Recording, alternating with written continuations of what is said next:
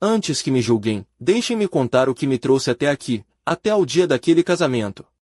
Passei anos a ajudar os meus filhos, a pagar as suas contas em silêncio, a cuidar dos seus filhos, a morder a língua quando me chamavam antiquada ou excessiva.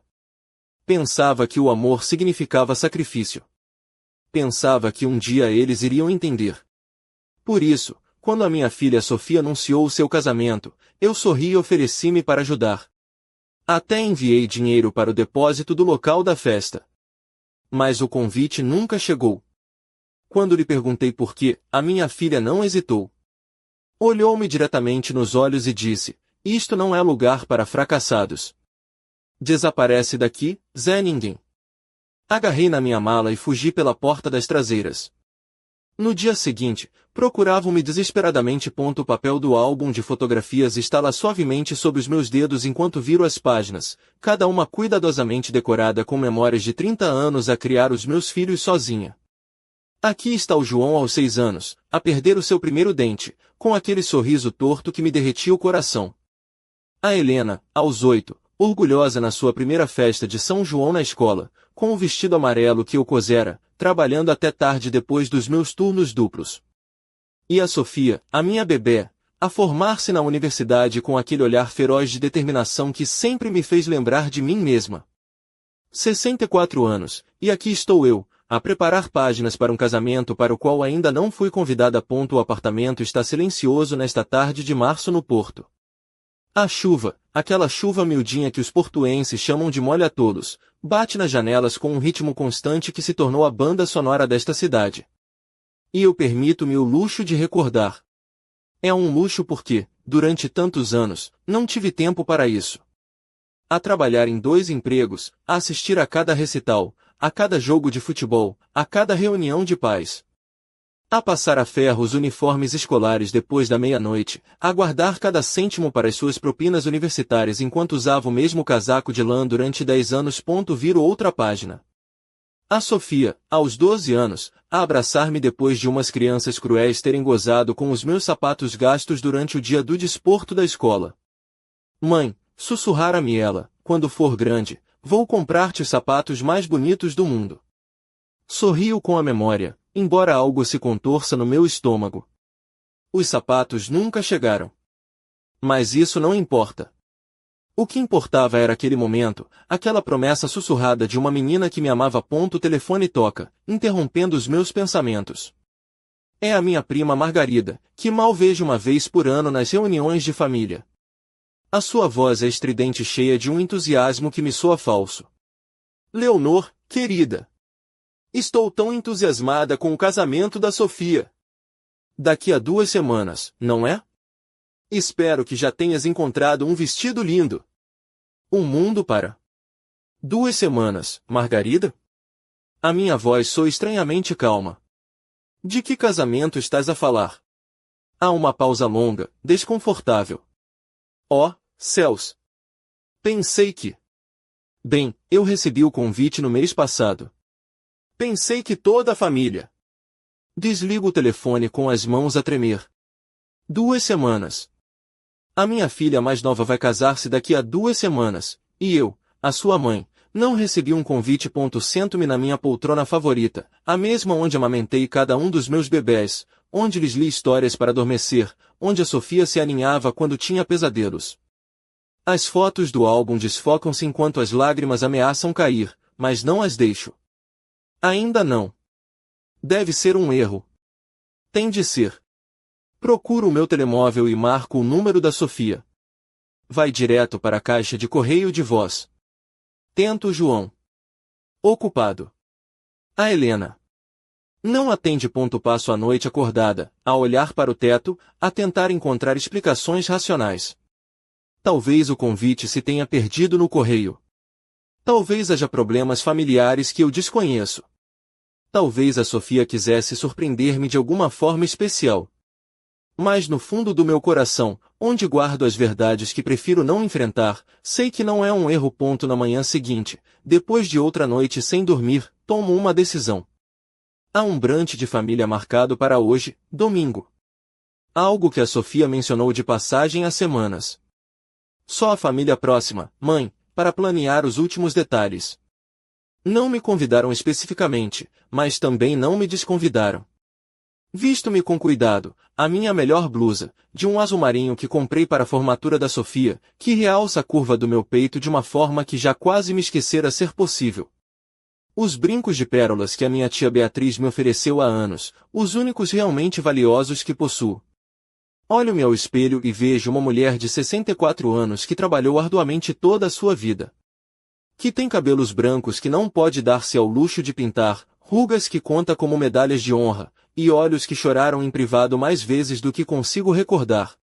Mas também vejo dignidade. Vejo uma mulher que criou 3 filhos incríveis contra todas as probabilidades. Vejo uma professora que tocou centenas de vidas durante a sua carreira. Vejo alguém que merece respeito. O restaurante fica na Foz do Douro, um daqueles lugares modernos com paredes de tijolo exposto e emendas sem preços, que me intimidam sempre um pouco, como se o simples facto de perguntar o custo de um prato fosse um pecado capital que o Papa Francisco ainda não teve tempo de perdoar. Através da janela, vejo-os. Os meus 3 filhos, sentados à volta de uma mesa comprida, juntamente com pessoas que não reconheço. Provavelmente os pais do noivo, amigos próximos.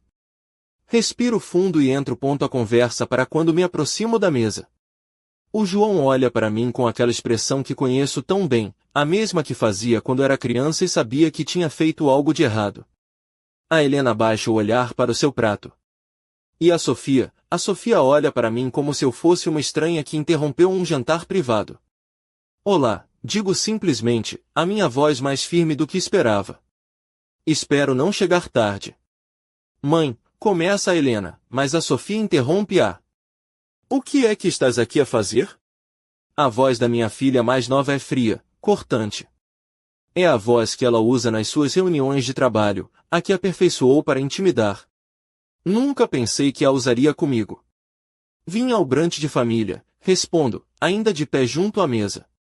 Para falar do teu casamento. A Sofia troca um olhar com alguém do outro lado da mesa, uma mulher elegante com um corte de cabelo perfeito que deve ser a mãe do noivo. A compreensão passa entre elas como uma corrente elétrica, e de repente, eu entendo. Não só não fui convidada para o casamento, como fui especificamente excluída. Deliberadamente. Mãe, o João fala finalmente, talvez devêssemos falar em privado, não? A Sofia levanta-se, o seu guardanapo a cair ao chão. Não há nada para falar. Mãe, isto não é lugar para ti. As palavras atingem-me como um soco, mas mantenho-me firme. Sofia, sou tua mãe. Mudei as tuas fraldas. Cuidei de ti quando estavas doente. Trabalhei em 2 empregos para te pagar a universidade. Por que é que não posso estar no teu casamento? A mesa inteira está em silêncio agora. Posso sentir os olhares dos outros clientes do restaurante. A Sofia aproxima-se de mim e, por um momento, vejo a menina pequena que uma vez prometeu comprar-me sapatos bonitos. Mas quando ela fala, essa menina desapareceu completamente. Porque isto não é um lugar para fracassadas, diz ela em voz baixa, mas clara, cada palavra escolhida para cortar fundo. Desaparece daqui, Zé Ninguém. O mundo vacila à minha volta. Zé Ninguém. As palavras da minha própria filha. A menina que carreguei no meu ventre, que alimentei com o meu corpo, que protegi com a minha vida, ressoam no silêncio do restaurante elegante. Olho para o João, à espera que ele diga alguma coisa. Qualquer coisa. A sua boca abre-se e fecha-se como um peixe fora de água, mas não sai nenhum som. A Helena tem lágrimas nos olhos, mas também não fala. E nesse momento de silêncio ensurdecedor, algo muda dentro de mim. Não é raiva, ainda não. É algo mais frio, mais claro. É o som de algo a partir-se. Mas não o meu coração. É o som das correntes da culpa maternal a quebrarem-se. É o eco de anos de sacrifício a serem rejeitados publicamente pela pessoa por quem fiz tudo. Compreendo, digo finalmente, a minha voz estranhamente calma. Perfeitamente. Viro-me sem outra palavra. Caminho em direção à porta com as costas direitas, a cabeça erguida. Não me permito correr, embora cada fibra do meu ser queira fugir desta humilhação. Caminho com a mesma dignidade com que enfrentei cada crise dos últimos 30 anos. A linha telefônica permanece em silêncio enquanto espero pela resposta do Tomás. Consigo ouvir o tic-tac do relógio da cozinha, o mesmo que comprei numa feira de velharias em Espinho há 15 anos porque era a única coisa que podia pagar na altura. Agora, esse som parece marcar o fim de uma era, o compasso de espera para o início de uma nova vida. Claro, Leonor. Podes vir ao meu escritório às 3? A sua voz, sempre calma e ponderada, é um bálsamo. Perfeito. Depois de desligar, fico sentada na minha cozinha a olhar para as cartas da tia Beatriz, que espalhei sobre a mesa. Há uma em particular que nunca li completamente, datada de apenas um mês antes da sua morte. Os meus dedos tremem ligeiramente enquanto a abro. Minha querida Leonor, se estás a ler isto, é porque finalmente chegaste a um momento de verdade. Observei a tua vida à distância, admirando a tua força, mas também preocupando-me com a tua tendência para te anulares nas necessidades dos outros. O dinheiro que te deixo não é apenas uma herança, é uma libertação. Libertação para seres a Leonor Matos, não apenas a mãe de alguém, não apenas a professora de alguém, mas a Leonor. Usa-o para encontrares o teu próprio caminho, querida. Nunca é tarde demais para recomeçar. As lágrimas que não permiti no restaurante finalmente chegam, mas não são de tristeza. São de reconhecimento, de gratidão por uma mulher que me conhecia melhor do que eu mesma. Passo as horas seguintes a rever documentos, a recordar conversas, a preparar-me para o encontro com o Tomás. Quando chego ao seu escritório, na Avenida da Boa Vista, a vista sobre os telhados da cidade a partir da sua janela do 7º andar acalma-me. Sempre gostei deste lugar, com as suas estantes cheias de livros de direito com lombadas de couro e aquela sensação de ordem de que tanto preciso agora. O meu corpo, envolto na blusa de seda azul marinho, sente-se diferente, mais consciente de si mesmo. As pérolas nos meus lóbulos parecem pesar mais, não como um fardo, mas como uma afirmação. Leonor. O Tomás levanta-se quando entro, a sua expressão de preocupação imediatamente visível. Conta-me o que se passou. Relato-lhe tudo. A chamada da Margarida, a humilhação no restaurante, as palavras da Sofia. O Tomás ouve sem interromper, ocasionalmente tomando notas, mas principalmente observando meu rosto com aquela atenção que faz dele um advogado tão eficaz. Quero mudar tudo, digo quando termino. O testamento, o fundo, tudo. Quero que os meus filhos não recebam um único cêntimo. O Tomás recosta-se na sua cadeira, juntando as pontas dos dedos. Leonor, compreendo que estejas magoada, mas esta é uma decisão importante. Já consideraste que talvez... Interrompo gentilmente. Tomás, considerei isto durante 30 anos. Considerei cada sacrifício, cada noite sem dormir, cada decisão que tomei colocando as necessidades deles antes das minhas. O que eu não tinha considerado era que podia haver outro caminho. O que tens em mente? Tira um caderno onde estive a escrever notas desde que cheguei a casa. Quero criar a Fundação Leonor Matos. Quero criar bolsas de estudo para estudantes de famílias carenciadas que queiram estudar educação na Universidade do Porto. Quero doar para programas de alfabetização para adultos em zonas rurais, como em Trás-os-Montes. Quero apoiar mães solteiras que lutam como eu lutei, talvez um centro de apoio em Campanhã. Faço uma pausa, surpreendida com a clareza das minhas próprias palavras. Quero que o meu dinheiro vá para pessoas que realmente precisem e o valorizem. O Tomás acena lentamente. E os teus filhos? Os meus filhos deixaram bem claro que não precisam de mim. Que sou uma fracassada, uma Zé Ninguém. Muito bem, então também não precisam do dinheiro de uma fracassada. Leonor, posso fazer-te uma pergunta pessoal? Assinto. Durante todos estes anos, alguma vez fizeste algo só para ti? Algo que não fosse para os teus filhos ou para os teus alunos? A pergunta apanha-me de surpresa. Procuro na minha memória, mas encontro muito pouco. Não, admito finalmente. Suponho que não. Então talvez seja hora de começar. Passamos a hora seguinte a rever opções legais, a discutir a melhor forma de estruturar as doações.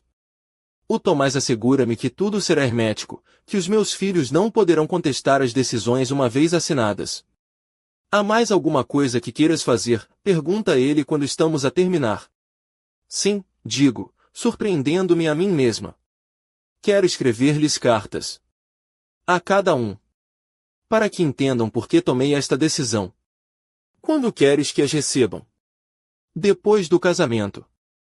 Depois de terem tido seu dia perfeito, sem a mãe fracassada. Tomás olha para mim com uma expressão que não consigo interpretar completamente. Leonor, posso dizer-te uma coisa? Como teu amigo, não como teu advogado. Por favor. Nos 20 anos que te conheço, nunca te vi tão determinada, tão presente. É como se tivesses acordado de um longo sono. As suas palavras ressoam em algo profundo dentro de mim. Tens razão. Pela primeira vez em décadas, não estou a pensar no que os meus filhos precisam, ou em como posso consertar algo para eles, ou em como posso protegê-los das consequências das suas decisões. Estou a pensar na Leonor Matos. No que ela quer. No que ela merece. Ao sair do escritório do Tomás, sinto-me diferente. Mais leve, mas também mais forte, como se estivesse a carregar um peso que não sabia que tinha e finalmente o tivesse pousado no chão. Paro num café perto da rua de Santa Catarina, um daqueles lugares pequenos onde conhecem o teu nome e o teu pedido. Peço o meu café habitual, um cimbalino, porque sempre foi o mais barato. Mas depois mudo de ideias. Sabe que mais? Traga-me antes um chocolate quente, daqueles bem espessos, com natas.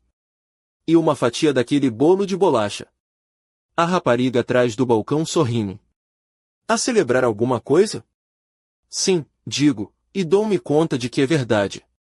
A celebrar um novo começo. Nessa noite, depois de jantar uma refeição decente pela primeira vez em semanas, sento-me à minha secretária e começo a escrever. Primeiro, a carta para Sofia. Depois, para o João. Finalmente, para a Helena. Cada uma é diferente, personalizada, mas todas partiram a mesma mensagem central, que o amor não é uma conta bancária que se pode usar indefinidamente sem depósitos, que o respeito tem de ser mútuo para existir, que 30 anos de sacrifício mereciam algo melhor do que ser chamada de fracassada pela pessoa por quem mais sacrifiquei. Enquanto escrevo, recordo uma conversa que tive há anos com uma das minhas alunas, Ângela Silva. Viera de uma família difícil do bairro do Aleixo, lutando com a pobreza e as expectativas limitadas. Mas havia algo nela, uma centelha de determinação que me lembrava de mim mesma na sua idade. Tinha-a ajudado a conseguir bolsas, tinha-a orientado para oportunidades que mudariam a sua vida. Pergunto-me o que terá sido feito da Ângela. A última vez que soube dela, estava a trabalhar em organizações sem fins lucrativos, a ajudar outras pessoas como ela a encontrar oportunidades. Talvez devesse procurá-la. Procuro no meu computador e encontro-a facilmente. Ângela Silva, agora diretora de uma organização chamada Raízes Novas, que ajuda comunidades de imigrantes no Porto. A sua foto mostra uma mulher na casa dos 30, profissional, mas com a mesma centelha nos olhos de que me lembro. Antes que me possa convencer do contrário, escrevo-lhe um e-mail. Querida Ângela, não tenho a certeza se te lembras de mim, mas fui tua professora de português na escola secundária Rodrigues de Freitas há mais de 10 anos. Tenho seguido a tua carreira à distância e estou incrivelmente orgulhosa do que alcançaste. Perguntava-me se gostarias de almoçar comigo esta semana. Há algo em que acredito que me poderias ajudar. Com carinho, Leonor Matos. Envio o e-mail antes que possa mudar de ideias. 30 minutos depois, o meu telemóvel toca. É um número que não reconheço. Professora Leonor? Sou eu, a Ângela. Claro que me lembro de si. Como poderia esquecer a professora que mudou a minha vida? O seu entusiasmo é contagiante, e dou por mim a sorrir genuinamente pela primeira vez em dias. Ângela, que bom ouvir a tua voz. Podemos nos ver amanhã? Tenho tantas coisas para lhe contar e estou muito curiosa sobre como posso ajudá-la. Depois de desligar, fico sentada na minha sala, a olhar para as fotografias dos meus filhos espalhadas pelas mesas. Mas, pela primeira vez, também vejo outras fotos. Certificados de reconhecimento dos meus anos a lecionar, fotos com alunos em formaturas, cartas de agradecimento de pais cujos filhos ajudei a guiar para um futuro melhor. Durante 30 anos, pensei que o meu legado eram os meus filhos. Mas talvez o almoço com a Ângela no dia seguinte foi exatamente o que eu precisava. Sentadas num pequeno café na rua de Sedofeita, um sítio da moda com cadeiras de design e empregados que pareciam todos modelos a tempo parcial, falamos durante 3 horas como se os anos nunca tivessem passado. Ela contou-me sobre o seu trabalho com famílias de imigrantes, sobre os programas de mentoria que tinha desenvolvido, sobre como as minhas aulas de português lhe tinham dado não só as ferramentas da língua, mas a confiança para acreditar que podia alcançar qualquer coisa. A certa altura, ela pousou o seu copo de sumo natural e olhou-me nos olhos. Professora Leonor, disse ela, a sua voz a brilhar com aquela intensidade que eu sempre admirei, a senhora não se apercebe do impacto que teve em tantos de nós. Quando me disse que eu tinha potencial para mudar o mundo, foi a primeira vez na minha vida que alguém viu algo em mim para além das minhas circunstâncias. Agora, sentada na minha cozinha nesta manhã de sábado, o dia do casamento da Sofia, as suas palavras ressoam na minha mente enquanto termino de escrever a nota que será entregue esta tarde. É breve, direta, sem drama desnecessário. Apenas a verdade. Sofia, desconvidaste-me da tua vida. Eu desconvido-te do meu legado. Mamã. Dobro o papel e coloco no envelope simples, branco, sem adornos, sem flores, sem as decorações que costumava fazer para cada ocasião especial dos meus filhos. Apenas palavras em papel, tão diretas como as que ela me dirigiu a mim. A Ângela tinha insistido que eu não precisava de fazer isto sozinha. Deixe-me ajudar, dissera ela. Tenho contactos na indústria de eventos. Podemos garantir que o envelope chega à pessoa certa no momento certo. Não havia julgamento na sua voz, apenas apoio incondicional de alguém que entendia o que significava lutar pelo respeito. O plano está em marcha. A Ângela coordenou com alguém que conhece o pessoal do catering da Quinta de Luxo em Vila do Conde, onde a festa se realiza. O envelope será entregue durante a recepção, depois das fotografias de família terem sido tiradas, depois dos brindes terem sido feitos, quando a Sofia estiver relaxada, confiante, rodeada do seu novo mundo perfeito. Passo o dia a fazer coisas que nunca me permiti fazer quando os meus filhos eram pequenos. Leio um livro inteiro, de uma ponta a outra, sem interrupções. Tomo um banho de imersão longo, com sais que comprei há meses mas nunca usei. Preparo uma refeição elaborada só para mim, com uma garrafa de vinho do Douro que tinha guardado para uma ocasião especial que nunca chegava. Por volta das 5 da tarde, quando sei que a cerimônia deve estar a começar, sento-me na minha varanda com uma chávena de chá e olho em direção à cidade. Em algum lugar lá, naquela quinta elegante que provavelmente custou mais do que eu ganhei num ano, a minha filha mais nova está a casar-se. Sem mim. Não sinto a pontada de dor que esperava. Em seu lugar, há uma estranha sensação de paz, como se finalmente tivesse deixado de esperar que algo que nunca ia mudar, mudasse. O meu telemóvel toca às 7. É a Ângela. Está feito, diz ela simplesmente. O envelope foi entregue diretamente a Sofia durante o corte do bolo. Muitas pessoas viram. Respiro fundo. Como é que ela reagiu? Bem, a Ângela faz uma pausa, e eu quase consigo ouvi-la escolher as palavras. Primeiro, ela pensou que era uma piada. Riu-se, até fez uma piada para as damas de honor sobre drama familiar. Mas quando abriu o envelope leu a nota. Outra pausa. Leonor, ela ficou muito pálida, muito depressa. Consigo imaginar a cena. A Sofia, no seu vestido perfeito, rodeada dos seus amigos perfeitos, no seu casamento perfeito, a abrir um envelope simples que contém apenas umas poucas palavras que destroem o seu mundo cuidadosamente construído. O que aconteceu a seguir? Começou a gritar. Literalmente. Gritou com o João, a dizer que a culpa era tua, que sempre tinhas sido dramática. Mas depois, a Ângela baixa a voz, uma das damas de honor, acho que era irmã dela, a Helena, perguntou o que dizia a nota. Quando a Sofia lhe leu em voz alta, a pensar que todos se ririam contigo, o silêncio foi desconfortável. Sorriu, apesar de mim mesma.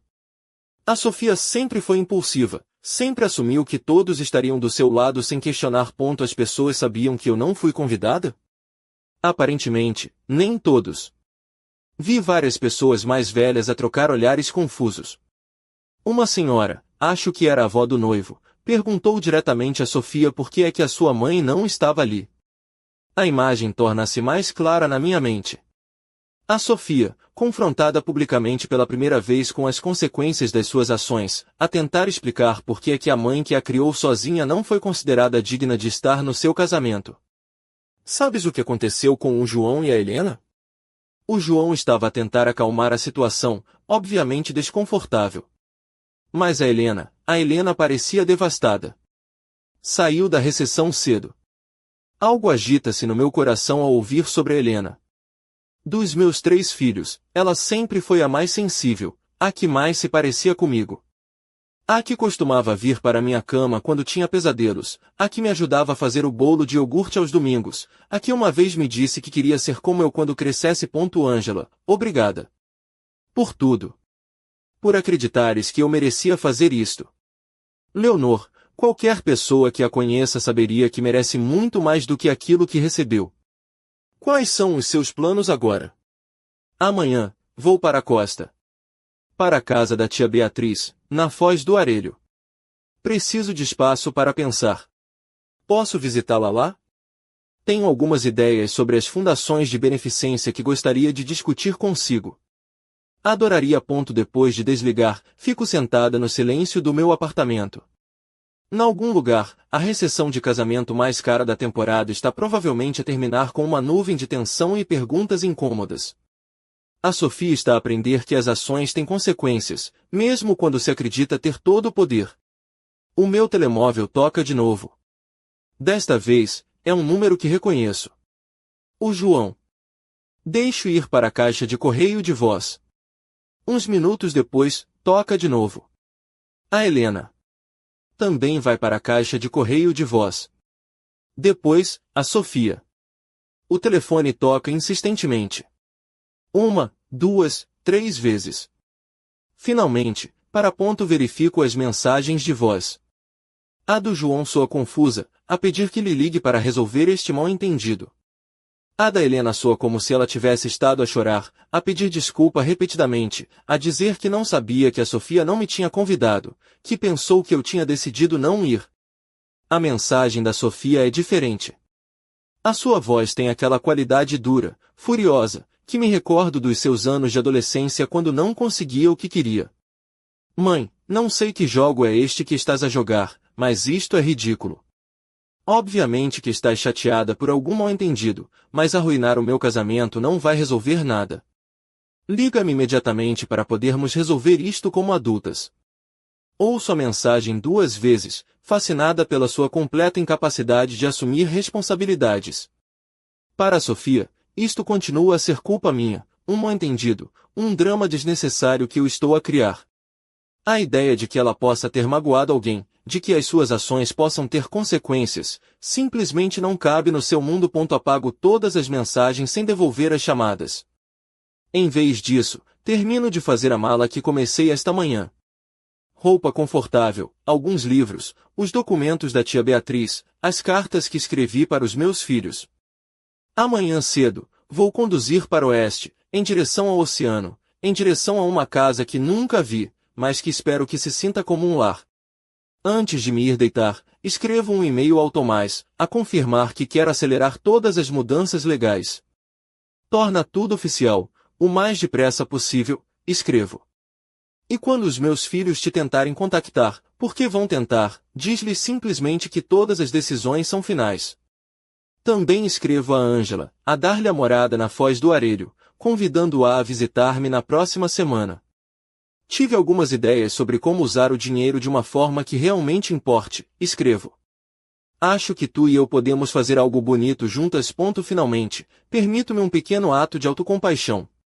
Pego no álbum de fotografias que estava a preparar na semana passada, quando ainda esperava um convite que nunca chegou.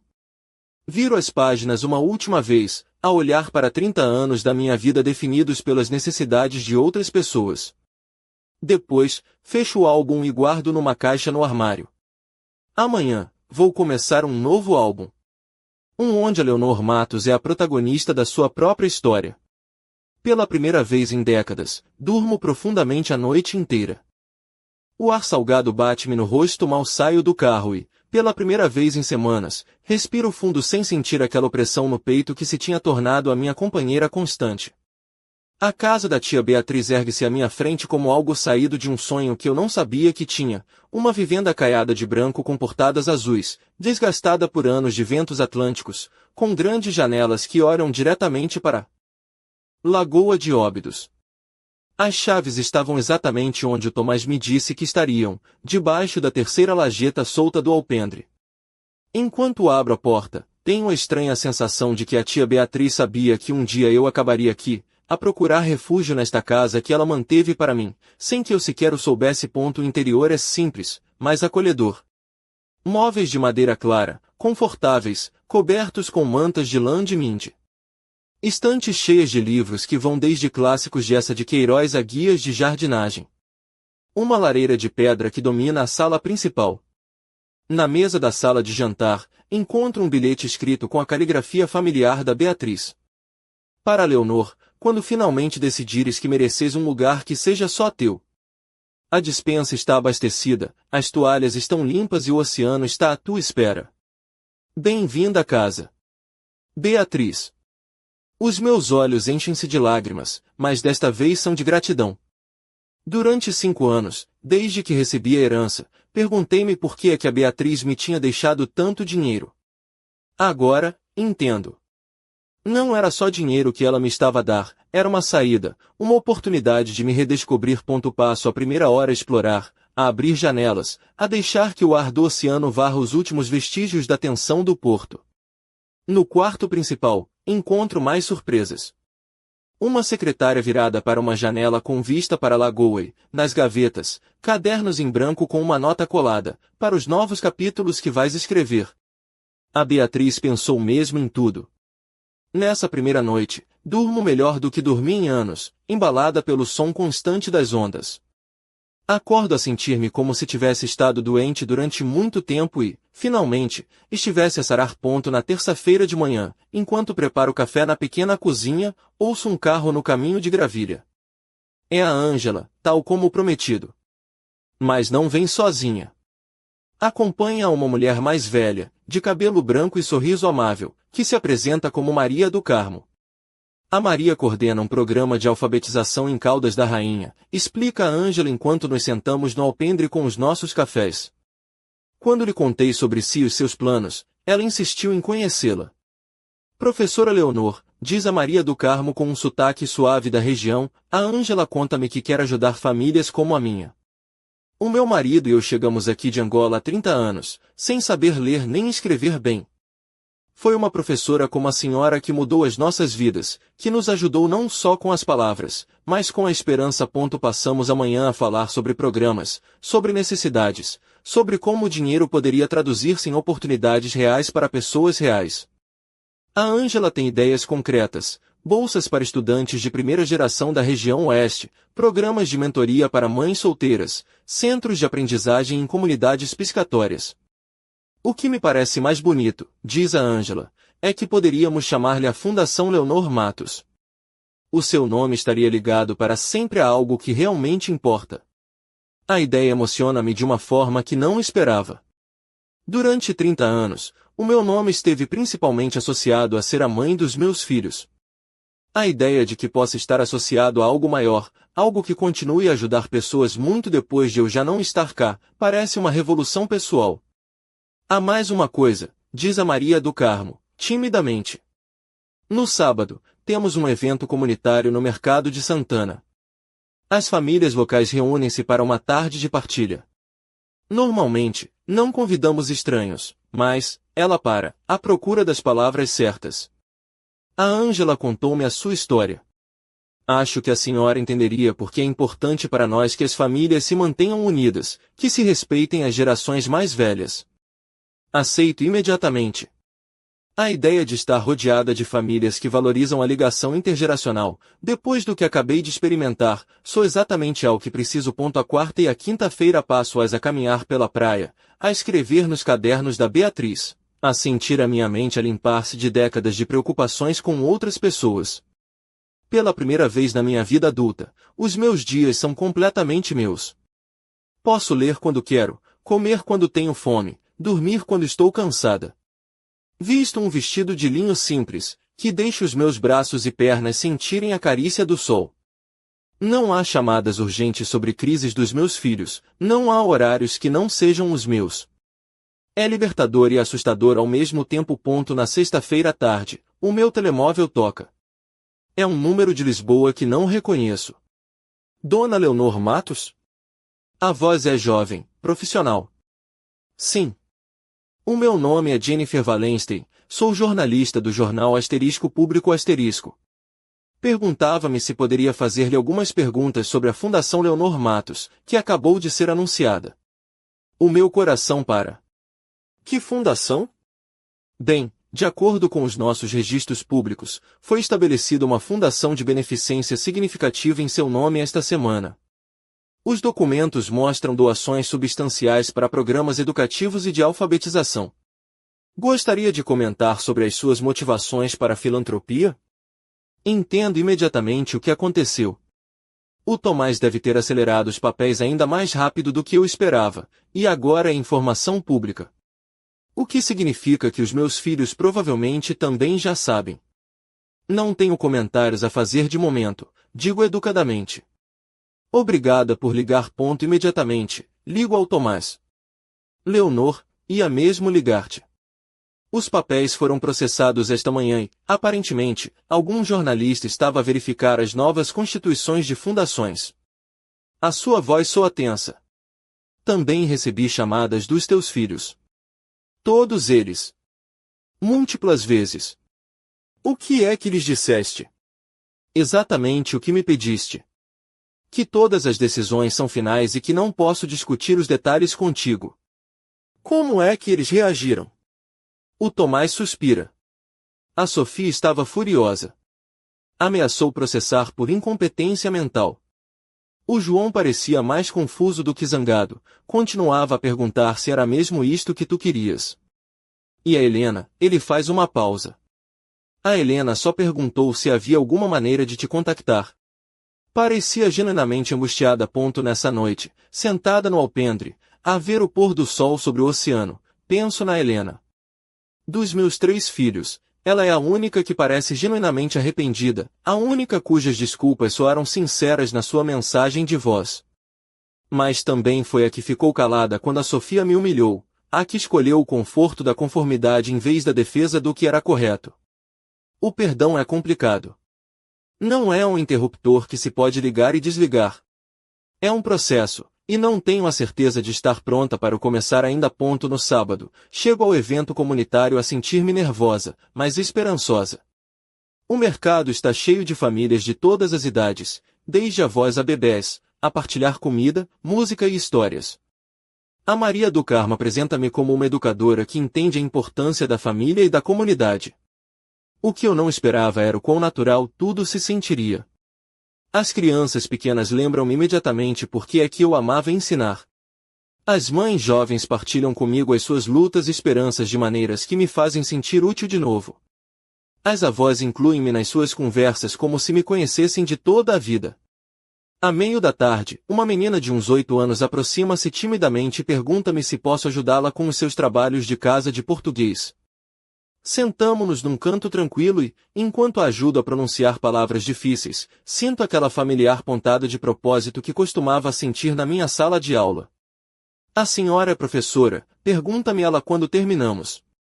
Sim, digo, e dou-me conta de que é a primeira vez em meses que uso o presente em vez do passado. Sou professora. O seu sorriso brilhante lembra-me por que é que escolhi esta profissão há tantos anos. Não foi pelo dinheiro ou pelo prestígio. Foi por estes momentos, quando se pode ver a centelha da compreensão acender-se nos olhos de alguém, quando se sabe que se fez uma diferença real numa vida real nessa noite, enquanto a Ângela e a Maria do Carmo se preparam para regressar às suas respectivas cidades. Sentamo-nos no alpendre a ver as estrelas. Sabe o que é mais bonito nisto tudo? Diz a Ângela. É que finalmente está a viver a vida que sempre mereceu. Uma vida onde a Leonor Matos é valorizada por quem é, não pelo que pode dar aos outros. Ela tem razão. Pela primeira vez em décadas, sinto-me vista. Não como a mãe de alguém ou a professora de alguém, mas como a Leonor. Completa. Valiosa. Suficiente por si mesma. Quando elas se vão embora no domingo de manhã, fico no alpendre a acenar com a mão até o carro delas desaparecer na distância. O silêncio que fica não se sente solitário. Sente-se pacífico. Estou a começar uma nova vida. E, pela primeira